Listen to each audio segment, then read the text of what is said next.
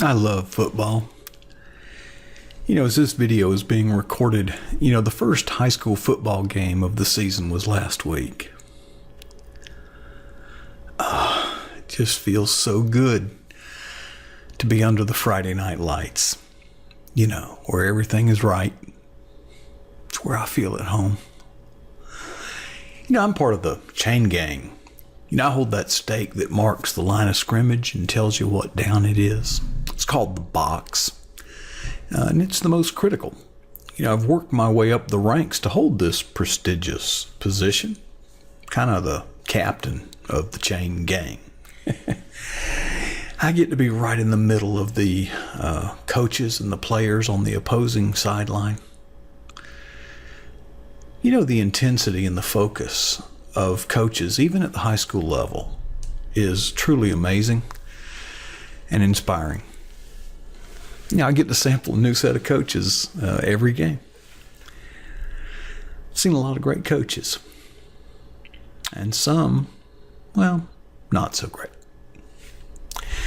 Did you know the chain gang is actually a part of the officiating squad? And I take my responsibilities very seriously. We get the same complimentary cold beverage from the concession stand at halftime, same as the zebra shirts. I'm going to let you in on some little known secrets about referees. First of all, they're human. Yep, they make some bad calls, and they know they did. When this kind of thing happens, a coach will usually just give the referee a firm, but yet respectful, heads up and register his objection. In most cases, later on in the game, the ref will kind of, even it up with a discretionary flag on the other team. And sometimes they'll even come to the sidelines and let the coach know we're even now. It's of no consequence, and it certainly doesn't affect the final score of the game. Sometimes I see coaches go too far. They rant, they rave, they throw their clipboard, their headgear, their hat, or some other object, to the ground in their outrage. I've never seen a ref impressed with their display and reverse the call. And they're not likely to even up that one.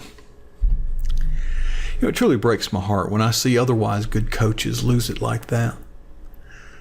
They're setting a very bad example for their young players. They're no longer coaching. Their focus is no longer on the game, their coaching staff, or the players. Their anger has siphoned away their effectiveness as a leader. And they did it to themselves.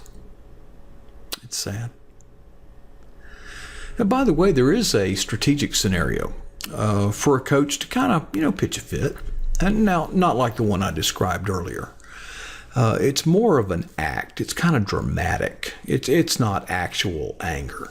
What happens is when a questionable flag is thrown, the idea is to create enough emotional trauma and distress in that referee's mind so as to cause the official to, kind of hesitate before throwing that flag again next time. It's all part of the game. Controlling our passion and anger, it's not unique to the coaching profession. Our anger manifests itself in a lot of ways and in a lot of venues. But you know what's in common? The angered person, loses. I see it on Twitter all the time. Someone will be expressing their point of view, proclaiming their cause, putting points on the board, so to speak. That is until someone makes a negative or provocative reply, or perhaps they use an insincere question. Now, suddenly, the formerly effective Twitter social media warrior is kind of like that coach that's angry at the referee. Their focus is no longer on proclaiming their cause. No, now it's arguing with a troll. The troll's provocation worked. Trolls seldom have any real influence of their own. That's why they need to attach their message to someone else's tweet who does have influence. You. They hope to get their message across basically by hitching a ride. It's not very effective, because most Twitter conversations like that, they're pushed way down the page very quickly by new tweets coming in. And people just don't scroll down that far to read this kind of stuff unless they're just there to read about the drama.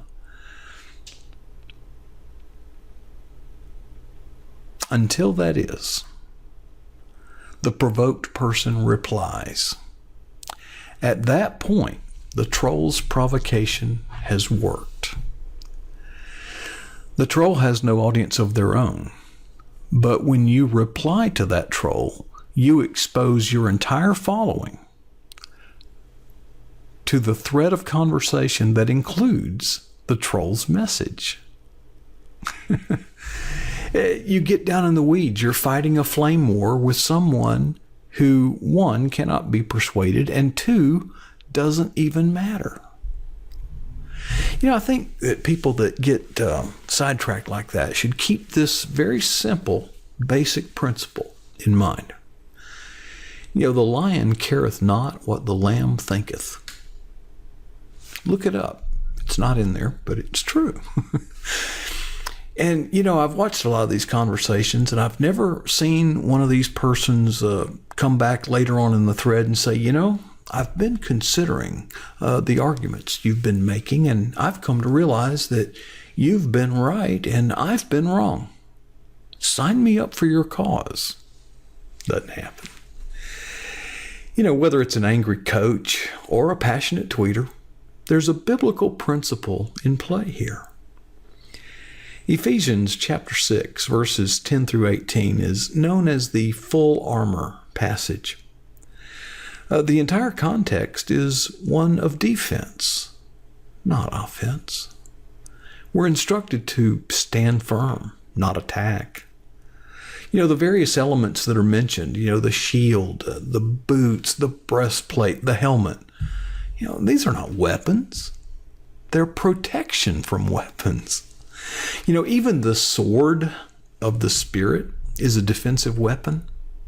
That's right. The original word is gladius. The gladius is a dagger-like knife that is used in hand-to-hand combat after the defensive perimeter has either been compromised or breached entirely.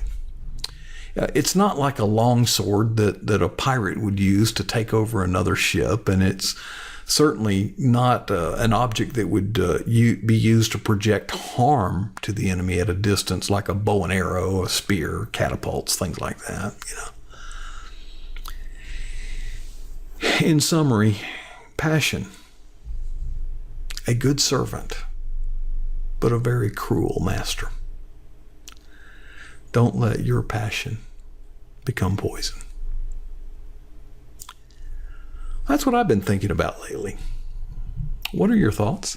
I'd like to know.